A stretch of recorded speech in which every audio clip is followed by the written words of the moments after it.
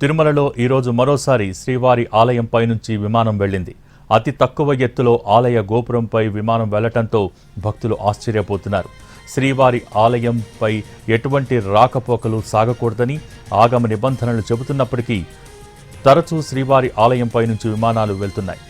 తిరుమలను no fly జోన్గా ప్రకటించాలన్న TTD విజ్ఞప్తిని కేంద్ర విమానయాన శాఖ పట్టించుకోవటం లేదు. నిత్యం శ్రీవారి ఆలయంపై విమానాలు వెళ్తుండటం పట్ల శ్రీవారి భక్తులు ఆందోళన వ్యక్తం చేస్తున్నారు.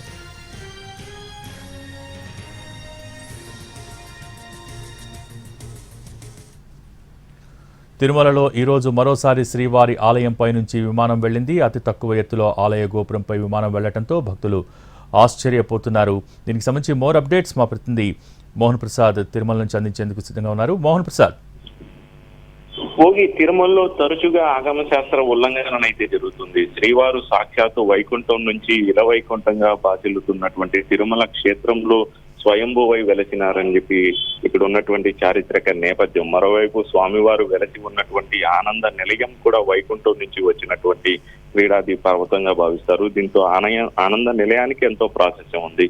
ఆగమ శాస్త్ర నిబంధనల మేరకు ఆగమ శాస్త్రం నిపుణులు చెప్తున్నటువంటి సూచనల మేరకు అయితే శ్రీవారి ఆనంద నిలయంపై ఎలాంటి సంచారం జరగకూడదు అనేది చెప్తూ ఉంటారు. ఆలయానికి సంబంధించినటువంటి మరమ్మతు పనుల సమయంలో కూడా ఆనంద నిలయంపైకి వెళ్లకుండానే టీటీడీ ఇంజనీరింగ్ అధికారులు కూడా ఏర్పాట్లు చేస్తుంటారు. ఇంతటి ప్రాశస్త్యం ప్రాధాన్యత కలిగినటువంటి ఆనంద నిలయంపై ఇటీవల కాలంలో తరచుగా కూడా విమాన సంచారం అయితే జరుగుతుంది. దీనికి సంబంధించి అటు రాష్ట్ర ప్రభుత్వం టీటీడీ కూడా కేంద్రం దృష్టికైతే తీసుకెళ్లింది. తిరుమలకు ఉన్నటువంటి ప్రాధాన్యత ప్రాశస్త్యం నేపథ్యంలో నో ఫ్లై జోన్ గా ప్రకటించాలన్నటువంటి విజ్ఞప్తిని చేసింది. ఏకంగా టీటీడీ చైర్మన్ అయితే కేంద్ర విమానయాన శాఖ మంత్రి రామ్మోహన్ నాయుడుకి లేఖ ద్వారా కూడా ఈ అంశాన్ని తీసుకువెళ్ళినటువంటి పరిస్థితి ఉంది. మరోవైపు రాష్ట్ర హోంమంత్రి అయితే దీనికి సంబంధించి విచారణ కూడా జరిపిస్తున్నాం, కమిటీ నివేదిక రాగానే దానిపై చర్యలు కూడా తీసుకుంటాం అంటూ కూడా ప్రకటన చేశారు.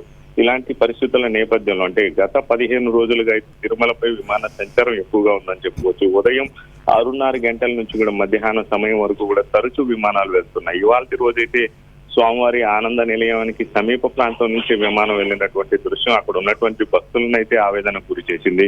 దీంతో కేంద్రం ఈ అంశంపై దృష్టి సారించవలసిన పరిస్థితి అయితే ఏర్పడిందని చెప్పుకోవచ్చు. భక్తుల మనోభావాలను దెబ్బతీయకుండా ఆగమ శాస్త్రాన్ని అనుసరిస్తూ తిరుమలకు ఉన్నటువంటి ప్రాధాన్యతను అదేవిధంగా భద్రతాపరమైనటువంటి అంశాలను కూడా దృష్టిలో ఉంచుకొని తిరుమలను నో ఫ్లై జోన్ గా ప్రకటించాలన్నటువంటి డిమాండ్ ఎన్నో సంవత్సరాలుగా నానుతున్నటువంటి నేపథ్యంలో కేంద్రం దీనిపై ఒక స్పష్టత అయితే ఇవ్వవలసిన పరిస్థితి అయితే ఏర్పడింది. Thank you Mohan.